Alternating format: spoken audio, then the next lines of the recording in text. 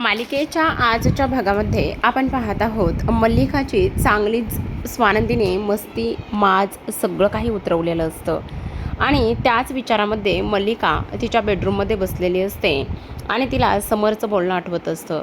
समरने असं स्पष्टपणे सांगितलेलं असतं की तू मुलांना चांगल्या गोष्टी शिकव, चांगल्या गोष्टींचा विचार कर. म्हणून मल्लिका म्हणत असते, स्वानंदीने आज मला हरवलेलं आहे. आज पहिल्यांदा समर माझ्या विरोधात जाऊन बोललाय. आत्तापर्यंत असं कधीच झालं नाही. आत्तापर्यंत समर माझ्या हातात होता, पण आज पहिल्यांदा ह्या सगळ्या गोष्टी झाल्यात. मला आता शांत बसून चालणार नाही. काही झालं तरी ह्या स्वानंदीला चांगला धडा शिकवला पाहिजे, असं मल्लिका विचार करत असते. तेवढ्यातच अंशुमन रागातच तिथे आलेला असतो आणि शुशची सरळ सरळ तक्रार करत असतो. ही असली कसली माझ्या डोक्यावर आणून बसवलीस? अगं ती किती बालिश आहे. सध्या ना कद्दा फक्त आणि फक्त माझ्याकडे डिमांड करत असते. आणि मॉम तुला काय गरज होती तिच्या डोक्यामध्ये रिसेप्शनचं वेडखूळ भरवण्याची? तू बघितलंस ना, आता सतत मला म्हणते शॉपिंगला चल, मला हे घ्यायचंय, मला ते घ्यायचंय. काय मॉम हे? अंशुमन काय चाललंय तुझं? अरे त्या पोरीबरोबर लग्न केलंयस तू. अगं मग लग्न केलंय तर माझ्या आयुष्यात ही पहिली आणि शेवटची मुलगी नसणार ना आहे ना. आणि आई, मॉम प्लीज आत्ता तू मला उगाचच ही आठवण करून देऊ नकोस हां.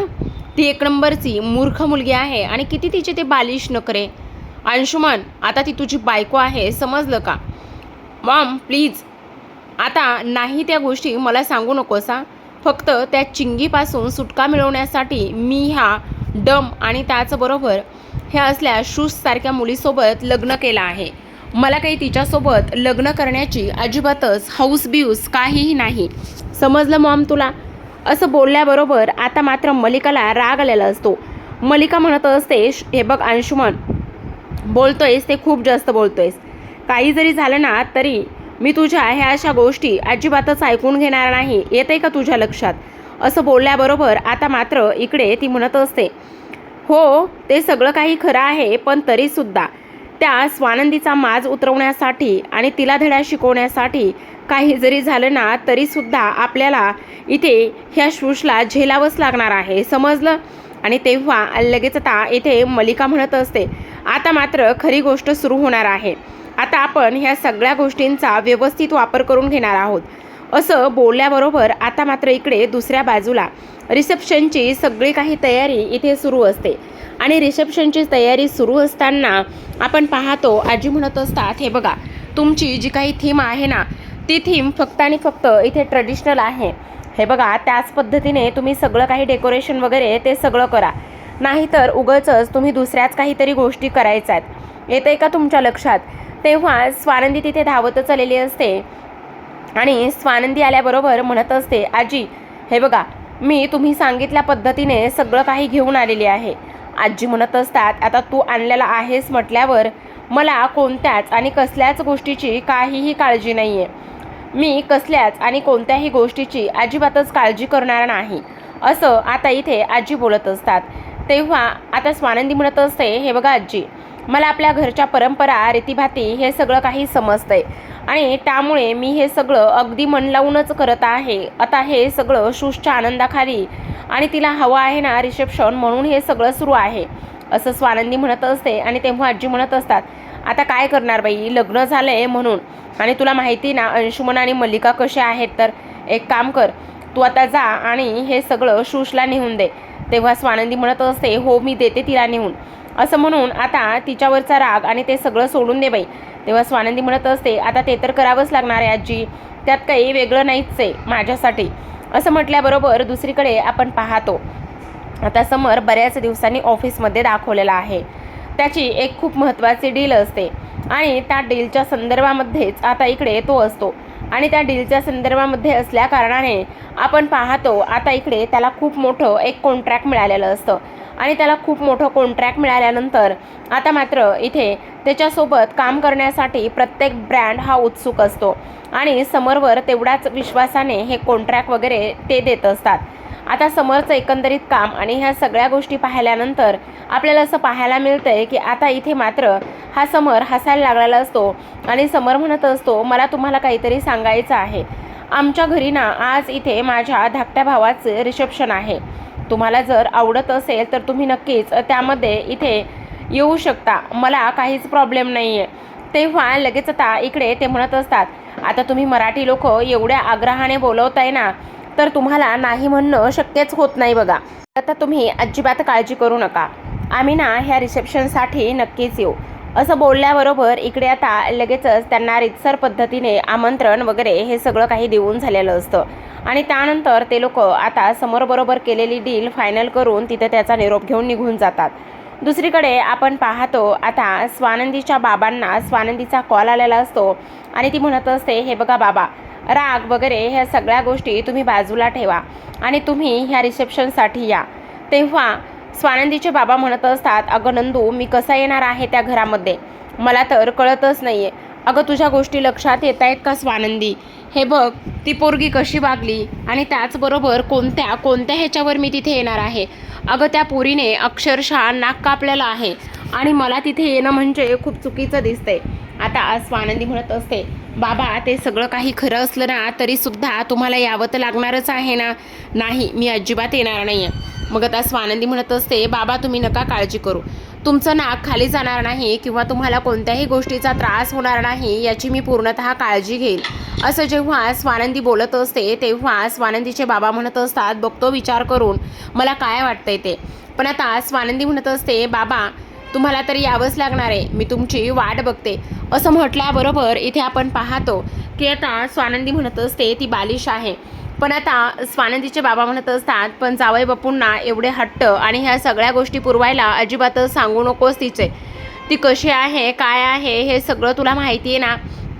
तेव्हा आता इथे मंदाकिनी आलेली असते आणि मंदाकिनी म्हणत असते, काय चाललंय तुमचं आणि तुम्ही तुमच्या लेकीच्या रिसेप्शनला येणार नाहीत म्हणे का आणि कशामुळे हा सगळं काही असं करताय? अहो तुम्हाला वेळ लागलाय का? तुम्हाला रिसेप्शनला तर यावंच लागणार आहे. तेव्हा आता इथे ते म्हणत असतात, हे बघ एवढं काही थाटामाटात आणि त्याचबरोबर सगळ्यांच्या मर्जीने लग्न वगैरे काही केलेलं नाही आहे आणि त्यामुळे मला रिसेप्शनला येण्याची काही एक गरज नाही आहे, समजतंय का तुला? दुसरीकडे आपण पाहतो आता रिसेप्शन असल्यामुळे सुशचे मात्र खूपच जास्त नखरे सुरू असतात.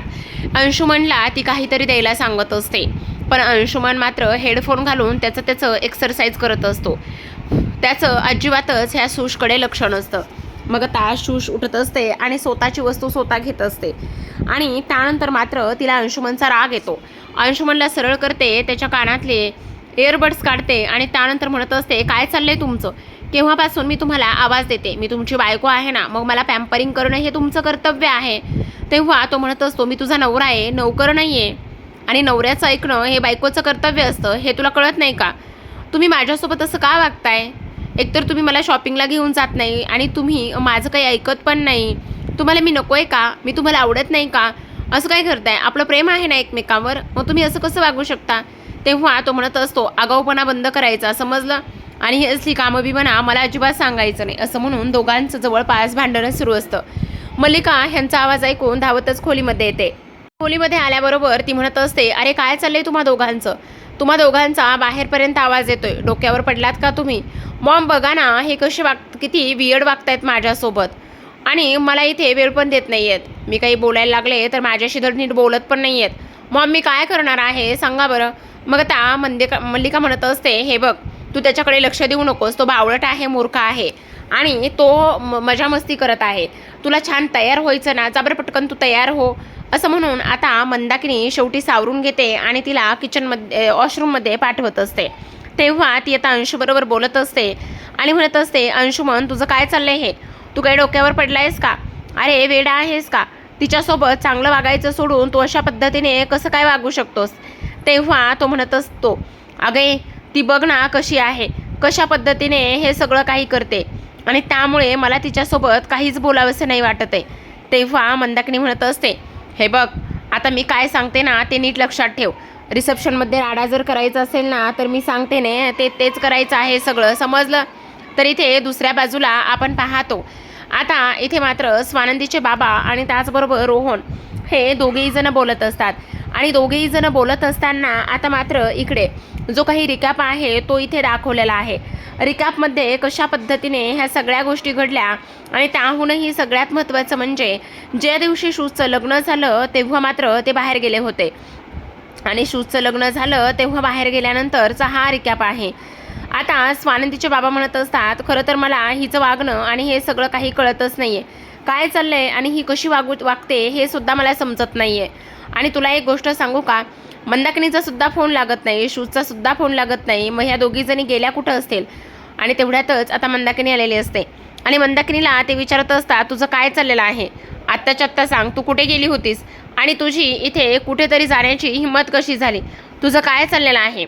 असं बोलल्याबरोबर लगेचच ता मंदाकिनी म्हणत असते, तेच तर मी तुम्हाला देणार आहे सरप्राईज. हवंय ना तुम्हाला सरप्राईज, तुमच्यामुळे त्या दोघांना बाहेर ताटकळत उभं केलं आहे.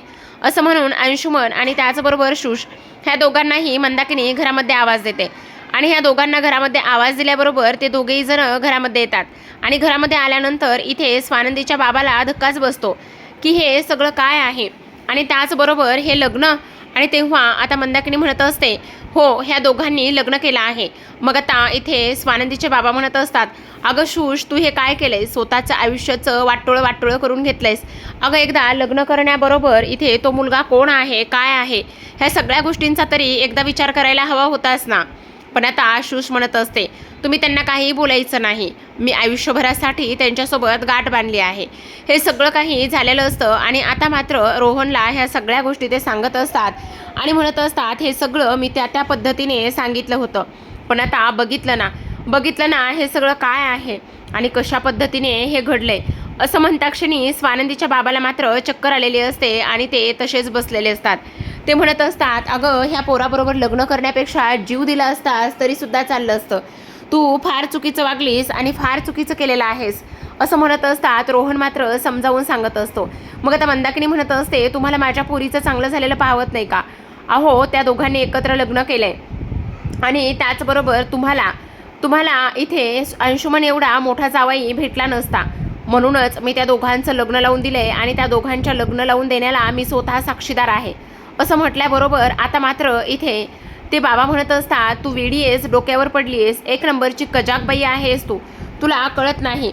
आज तू त्या पोरीच्या सुद्धा आयुष्याचं वाटोळं केलंयस. काय असं वागलीस तू, काय ह्या सगळ्या गोष्टी एवढ्या चुकीच्या केल्यास. असं बोलत असताना मात्र इथे आता ते स्वतःला त्रास करून घेऊ लागलेले असतात. तर आता प्रेक्षकांनो, इथे मात्र हे सगळं स्वानंदीच्या बाबांच्या मनाच्या विरुद्ध सुद्धा झालेलं असतं. तर पाहत राहा विण दोघातलीही तुटेना.